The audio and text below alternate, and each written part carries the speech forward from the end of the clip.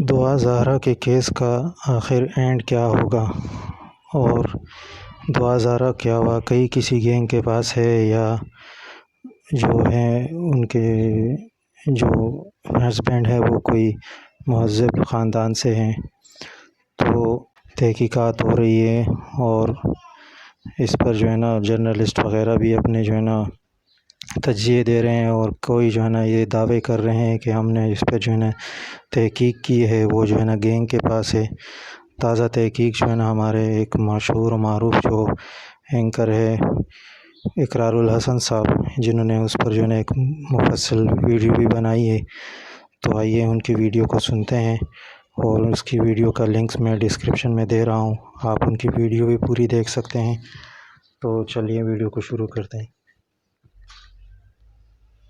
کروا رہا ہوں دعا زہرا کا معاملہ رمضان المبارک سے آنورڈز آپ سب جانتے ہیں پورے پاکستان میں ہر گھر میں موضوع بحث بنا ہوا، لیکن آلدو کہ یہ تمام تر موضوعات بچیوں کی بازیابی، ان کا اغوا ہو جانا، ان کا جسم فروشی کے اڈوں پر بکنا، ان تمام تر معاملات پر میں پچھلے 10 سال سے پروگرام کرتا چلا آیا ہوں، یعنی ایک طرح سے یہ میرا موضوع ہے سماجیات۔ لیکن رمضان المبارک سے اب تک دعا زہرا کے کیس پہ میں نے آج تک کوئی بات نہیں کی، اس لیے کہ میرے پاس کوئی مدلل چیز نہیں تھی، میرے پاس کوئی ثبوت نہیں تھا، کیونکہ پروگرام سریام میں بھی ہم نے ہمیشہ یہ کوشش کی ہے کہ صرف آڈیو کی بنیاد پر نہیں، کم سے کم ویڈیو ثبوت ہو تو ہم کسی کے خلاف کارروائی کریں۔ اسی لیے دعا زہرا کے معاملے پر میں خاموش رہا، چونکہ ظاہر ہے مجھے حقیقی سٹوری کا علم نہیں تھا، میرے پاس کوئی ثبوت نہیں تھا کہ جس کی بنیاد پر میں بات کرتا، اور ایک ایسا حساس موضوع تھا کہ جس پر بغیر ثبوت کے لب کشائی کرنا، کسی ایک کو غلط قرار دینا، دعا زہرا کے والدین کو غلط کہنا، یا پھر وہ جو ظہیر صاحب ہیں ان کے یا ان کی فیملی کو غلط قرار دینا، یہ نامناسب ہوتا کہ جب تک میرا کوئی پرسنل فرسٹ ہینڈ ایکسپیرینس نہ ہوتا یا میرے پاس کوئی ثبوت نہ ہوتا۔ لیکن آج میں آپ کو بتانے جا رہا ہوں، اتنے عرصے کی خاموشی کے بعد، کہ دعا زہرا والے معاملے پر ایک بہت بڑا سوالیہ نشان ہے، اور میری اب تک کی تحقیق کے مطابق یہ معاملہ اتنا سیدھا نہیں ہے جتنا کہ دکھائی دے رہا ہے۔ جیسا کہ پاکستان کی اکثریت سمجھتی ہے، معاملہ ویسا ہی ہے۔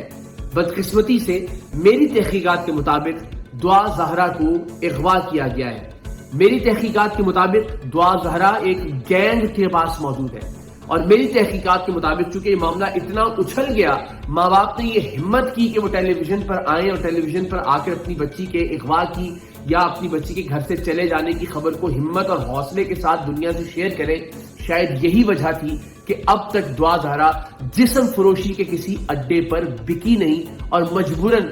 اسے اب ایک گھریلو بیوی بنا کر فی الحال رکھنا پڑا ہے، لیکن مستقبل اب بھی مجھے لگتا ہے کہ دعا زہرا کا تاریخ ہے۔ اس سارے معاملے میں دعا زہرا کا اور ظہیر کا اپنا ایک موقف تھا، والدین کا اپنا ایک موقف تھا، ہم اس پر اپنی تحقیق بھی کر رہے تھے۔ بظاہر میں اس بات کا حامی بھی ہوں کہ ٹھیک ہے، لڑکی اگر اس عمر کو پہنچ جاتی ہے کہ وہ اپنا فیصلہ خود کرے تو اس کو اپنی زندگی کا، اپنے جیون ساتھی کو چننے کا فیصلہ خود کرنا چاہیے، تو ذرا اس معاملے میں بھی میرا ٹلٹ جو ہے وہ دعا زہرا اور ظہیر کی جانب تھا، تو شاید اس لیے بھی میں ذرا خاموش تھا۔ اور بظاہر ایسا مجھے لگ رہا تھا کہ ایسی بھی کون سی اندھیر لگ رہی ہے کہ کراچی شہر سے ایک بچی کو جو ہے وہ برغلا کر بلا لیا گیا، اور پھر کہا جائے کہ جی وہ اغوا کیا گیا، اس کو بادیوں نظر میں تو وہ خود اپنی مرضی سے گئی ہے، ظاہر کوئی اس کو اٹھا کے لے کر نہیں آیا۔ لیکن میں اللہ تعالیٰ کی ذات کو حاضر ناظر جان کر آپ کو بہت سارے قصے ایسے بتا سکتا ہوں۔ سریام کے 10 سال کی تاریخ ایسے پروگرام سے بھری ہوئی ہے جہاں ظہیر احمد جیسے بدبخت لوگ بدقسمتی سے دعا زہرا جیسی بچیوں کو شادی کا جھانسا دے کے، ورغلا کے، سوشل میڈیا کے ذریعے، فون کالز کے ذریعے بلاتے ہیں، اور بلانے کے بعد پھر الٹیمیٹلی انہیں آگے ایک گینگ کے پاس، پھر دوسرے گینگ کے پاس، پھر تیسرے گینگ کے پاس، گینگ در گینگ جسم فروشی کے لیے اور دیگر بدکاری کے کاموں کے لیے انہیں بیچ دیا جاتا ہے، اور اس کیس میں ایسا ہی ہونے جا رہا تھا۔ ہمت ہے، سلام ہے دعا زہرا کے ماں باپ کو کہ جنہوں نے اس معاملے کو سوشل میڈیا پر اچھالا، ورنہ دعا زہرا شاید آپ کو جسم فروشی کے کسی اڈے پر ملتی۔ اب میں اس نتیجے تک پہنچا کیسے، اور اس پر ابھی مزید تحقیقات جاری ہوگی، تو انشاءاللہ العزیز ثبوت در ثبوت در ثبوت آپ کی خدمت میں پیش کروں گا۔ ہم نے پچھلے تقریباً 1.5-2 ماہ سے یہ ایفرٹ کی کہ دعا زہرا اور اس کے والدین کو ملوا دیا جائے انسانی بنیادوں پر، اور اللہ تعالیٰ کی ذات جانتی ہے، دعا زہرا اور ظہیر کے جو وکیل ہیں رائے صاحب، وہ حلفاً قرآن مجید پر ہاتھ رکھ کر اس بات کا اعتراف کریں گے. میرے پاس ان سے موجود جو گفتگو ہے اس کی ریکارڈنگ بھی ہے، لیکن اخلاق اس بات کی اجازت نہیں دیتا کہ وہ ریکارڈنگ میں ان کی مرضی کے بغیر شیئر کروں. زلیرا صاحبہ جو اینکر جنہوں نے ان کا انٹرویو کیا تھا، میں نے ان کے توسط سے بھی کوشش کی اور بہت سارے ذرائع سے میں نے کوشش کی کہ ہم کیمروں پر ریکارڈ نہیں کریں گے، ہم کوئی ریکارڈنگ نہیں کریں گے. ہم صرف یہ چاہتے ہیں کہ اس عید پر، یعنی جو کل عید گزری ہے، اس پر بیٹی اپنی ماں سے مل لے. میں نے دعا زہرا کے والد سے بات کی، انہیں میں نے کنونس کیا. میں نے ان سے عرض کی کہ دیکھیے آپ اس بات کی اجازت دیجئے کہ ماں اپنی بیٹی کو ملے. انہوں نے کہا مجھے اس بات پر اقرار ہے، اگر آپ کہتے ہیں تو کوئی اعتراض نہیں. ٹیلی ویژن پر، میڈیا پر، سوشل میڈیا پر ان کا موقف الگ ہے، لیکن میں اللہ اور اللہ کے پیارے رسول صلی اللہ علیہ وسلم کی ذات کو گواہ بنا کر آپ کو یہ بتاتا ہوں کہ مجھے انہوں نے یہ زبان دی کہ میں اپنی بیٹی سے، یا میری بیوی اگر میری بیٹی سے ملتی ہے تو مجھے اس پر کوئی اعتراض نہیں. میں نے کہا کہ اگر ظہیر کے ساتھ یہ ملاقات ہو تو انہوں نے کہا اگر اس کے علاوہ اور کوئی آپشن نہ ہو تو میں ظہیر کے ساتھ بھی اپنی بیٹی سے ملنے کے لیے تیار ہوں. ظاہر ہے سوشل میڈیا پر اور ٹی وی پر کیونکہ ایک لیگل پریشر رکھنا ہے دونوں نے کہ جی ہم نہیں ملیں گے، وہ کہہ رہے ہیں ہم نہیں ملیں گے، ہم کیس جیت کے نہیں ملیں گے، آل دیٹ. لیکن میں آپ کو دیانتداری سے یہ بات بتا رہا ہوں، اور بلکہ میں دعا زہرا کی والدہ کا کلپ بھی آپ سے شیئر کرتا ہوں. ڈاکٹر حسن بھائی، میں سائمہ کاظمی بات کر رہی ہوں، میری کی وائف. میں آپ سے ایک مدد چاہتی ہوں. میں چاہتی ہوں کہ آپ میرے لیے، میں آپ کو اپنا بھائی کہتی ہوں، اور میں ایک بہن ہونے کے ناطے آپ سے اب مدد چاہتی ہوں کہ آپ اللہ اور اس کے رسول کے واسطے، میں چاہتی ہوں یہ لوگ جنہوں نے میری بیٹی کو کڈنیپ کیا ہے، اور آپ کو پتہ ہے کہ یہ لوگ کتنے خطرناک ہیں، یہ لوگ ٹھیک نہیں ہیں، اور میری بیٹی کو کس حال میں رکھا ہے، اس کو اتنا کمزور کر دیا ہے ان لوگوں نے. ہم بہت پریشان ہیں. یقین کریں کہ میں آپ کو بتا نہیں سکتی ہوں. لوگوں کے گھروں میں عید ہے، ہمارے گھر میں عید نہیں، ہمارے گھر میں قیامت ہے. اور میری بیٹی سے یہ لوگ غلط بیان دلوا رہے ہیں. اتنی چھوٹی بچی ہے اور اس کو غلط بیان دلوا رہے ہیں باپ کی طرف سے.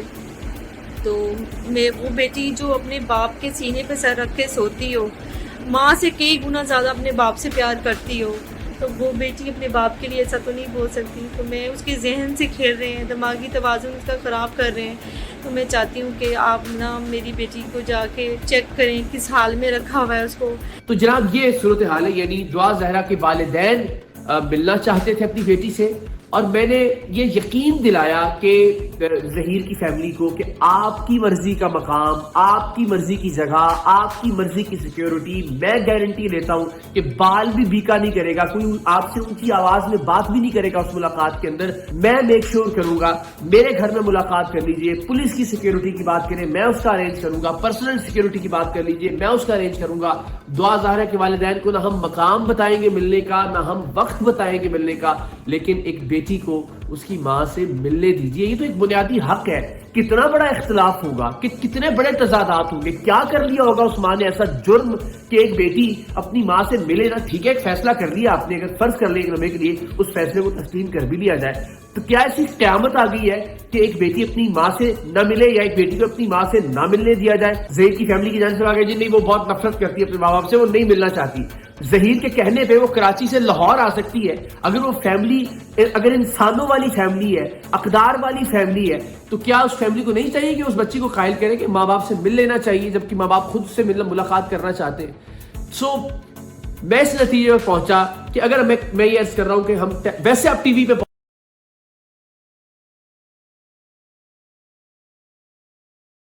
بہت آ رہے ہیں، ویسے آپ اپنا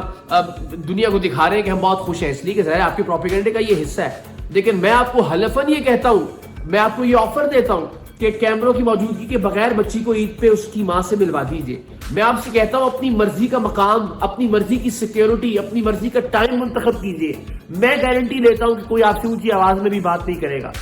لیکن اس کے باوجود بچی کو ماں سے نہیں ملنے دیا جاتا. تو اس کا مطلب بالکل واضح کہ میں اس ساری ایکسرسائز میں جو پچھلے میں 1.5-2 ماہ سے کر رہا تھا، ان کے وکیل کے توسط سے جو مجھے سمجھ میں آیا رابطہ، میں نے ان سے رابطہ کرنے کی کوشش کی، لیکن الٹیمیٹلی میں اس نتیجے پر پہنچا کہ یہ معاملہ اتنا سیدھا نہیں ہے. بچی کو بالکل اسی طرح جس طرح ہم جسم فروشی کے اڈوں سے پچھلے 10 سال سے بچیاں بازیاب کرواتے رہے ہیں، اور ہر بچی کی یہی کہانی ہوتی ہے کہ محبت کی شادی کا جھانسا دے کر اس کو بلایا جاتا ہے اور پھر آگے بیچ دیا جاتا ہے. اتنا راز میں رکھا جا رہا ہے ظہیر، اس کی فیملی، اس کے کام اور سب چیزوں کو. اب تک ساری باتیں ویسے بھی غلط ثابت ہوئی، آپ نے دیکھا سوشل میڈیا کے اوپر. لیکن انشاءاللہ العزیز اب آگے چل کر ہم ایک ایک کردار کو ثبوت کے ساتھ بے نقاب